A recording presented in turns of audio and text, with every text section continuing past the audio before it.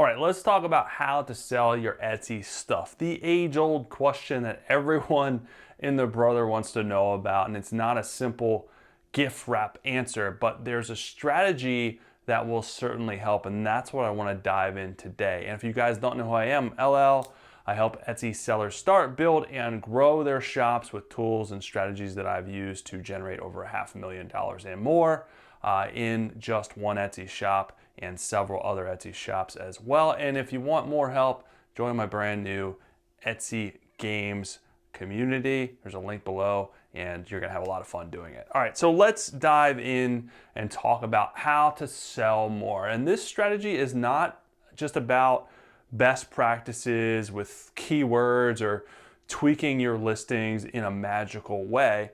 While that can be important, I want to get you to look at what you sell in more of a four-dimensional way instead of just a two-dimensional way. So what do I mean by that? So back when I first started selling on Etsy, I looked at my listings as two-dimensional, like flat, one and done sort of way. And I did not see listings as four-dimensional, multifaceted. So once I got a listing up, I finally, did all the work, did the pictures, did the keywords, got the listing up, published it. I moved on with my life. I moved on to another listing or another subject matter, something else that I could probably sell because I wasn't, I was like, well, I already did this, it's done, it may or may not sell, let's move on to something else that may or may not sell.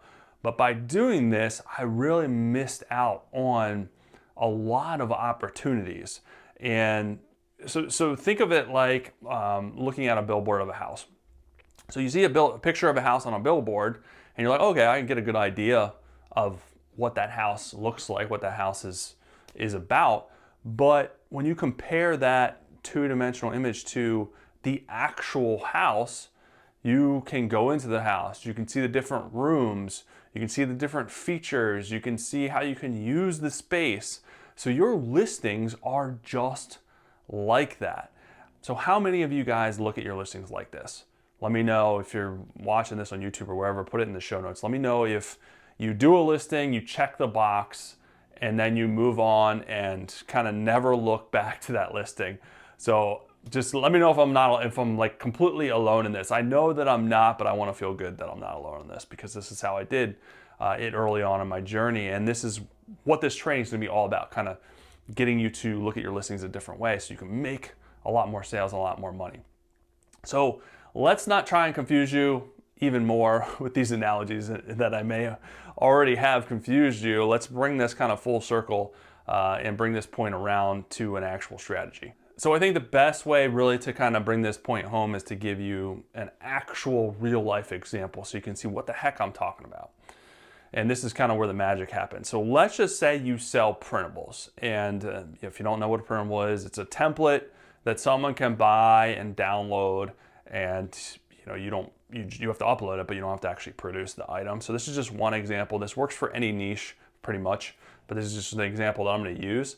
And let's just say you sell a workout log printable. So basically someone can download this printable and they can track whatever workout they're doing in an organized way. And people do sell these, and some of them sell pretty well.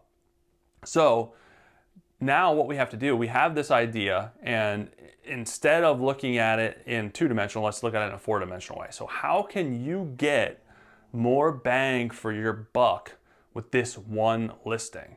How can you get this listing to apply to more people and more audiences? So it's not one and done, all right? So you have this workout log, and we're gonna make like a little sample workout log. Since I have the whiteboard, I might as well draw on it. All right, here's your workout log listing. All right, look at this baby. This is a super nice listing. All right, there's your workout log. People will buy it, a couple bucks here and there.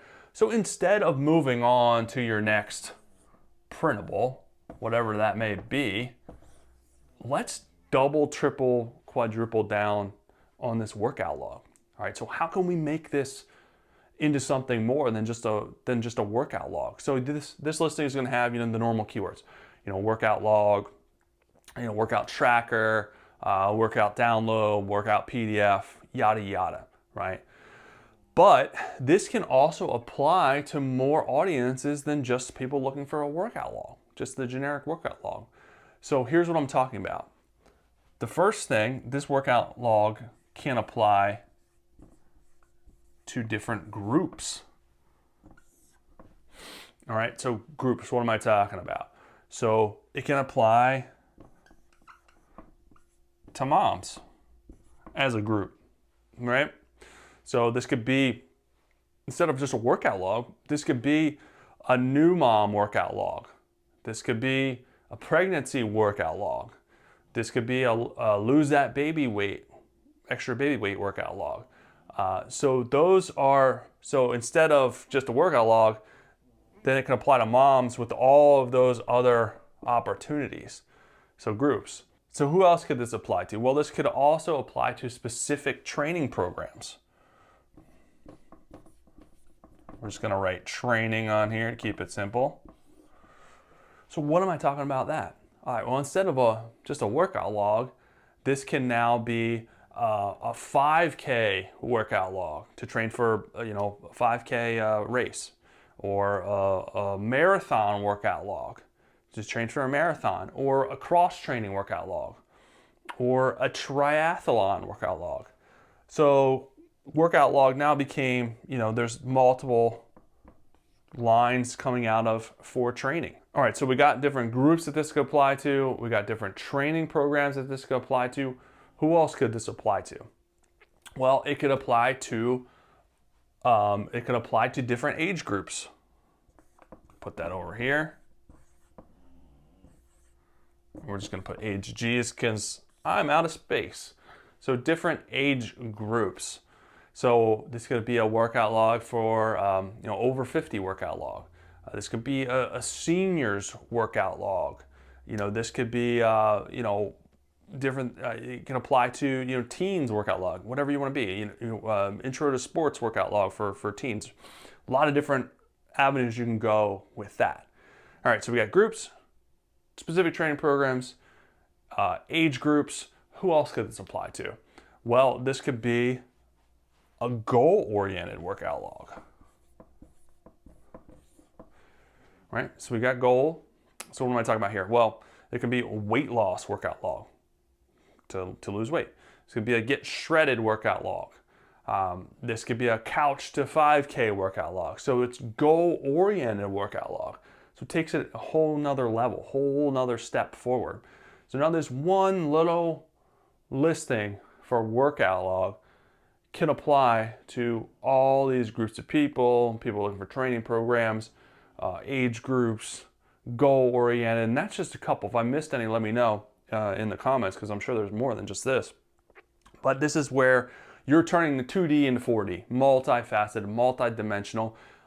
Wow, this really kind of exploded into how this thing could apply. So now what you can do is you have a couple of options here with this one listing. You can take this one listing and apply it to these different groups with keyword targeting. You can apply it to different training programs with keyword targeting, how you're setting up the listing. Apply it to age groups goal, so you can do it that way. Or you can tweak it and also apply it. So you can use the same exact listing and apply it to these groups and these segments. Or you can kind of tweak the work you've already done, just tweak it a little bit, change the name, maybe change the colors, fonts. It could still apply. A workout log is just a workout log. It's a log for them to put the workouts in, whatever the workouts are going to be. You're not creating the workouts. You're just changing the branding on this thing. So a car still will get you to point A, point B.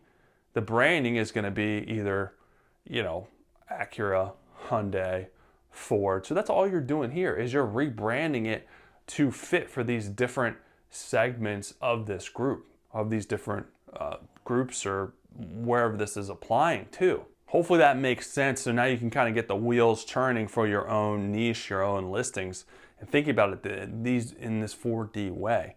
Because doing it this way is going to help you get more listings out there, which will help you grow.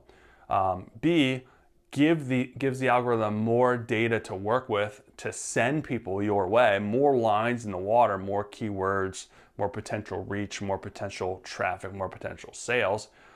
It gives you more data to see what works and what doesn't, so you can, you guessed it, do more of what works because you're basing it on actual data that you're seeing, sales, traffic.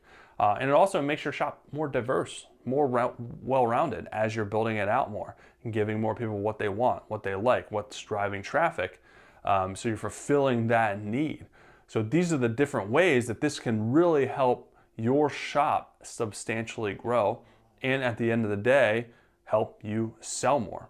So that's it for this episode. Think about your shop, how you can implement this way of thinking to what you're already doing so you can get more sales.